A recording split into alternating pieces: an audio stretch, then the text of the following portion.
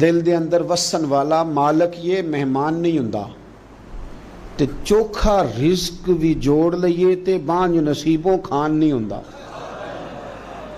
لیکن بعض لوگ سمجھتے ہیں کہ شاید سارا کچھ پیسہ ہی ہے اور اسی میں وہ باتوں کو تولتے رہتے ہیں، اسی میں سارا کچھ کرتے رہتے ہیں۔ اس دور کا سب سے بڑا مسئلہ غلامی تھا، اور غلام بکتا تھا اور پھر اس کے بچے بکتے تھے۔ تو جب کوئی غلام آزاد ہوتا تھا نا تو وہ سمجھتا تھا کہ اب تو میں دنیا میں آ گیا ہوں۔ آزادی ایک بہت بڑی نعمت ہے، بہت بڑی نعمت۔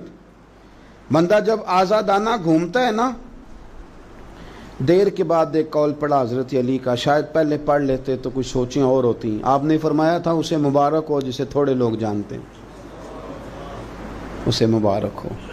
ایک وقت ایسا آتا ہے کہ انسان تو اپنی مرضی سے اپنے دوستوں کے پاس بھی نہیں بیٹھ پاتا، وہ تو اپنی مرضی سے گھوم پھر بھی نہیں سکتا، ایسے حالات اس پر آتے ہیں۔ آزادی ایک بہت بڑی نعمت ہے زندگی میں، اسے سمجھیں۔ تو اہل عرب کے ہاں غلام کا آزاد ہونا اتنی بڑی نعمت تھی کہ وہ بندہ سمجھتا تھا دنیا میں ہی آ جایا ہوں۔ حضرت زید بن حارثہ نبی پاک کے غلام ہیں، بچپن میں کسی نے اغوا کیا، مکے لا کے بیچا، اور پھر حضرت خدیجہ الکبریٰ رضی اللہ تعالی عنہا کے ذریعے حضور کی بارگاہ تک آ گئے۔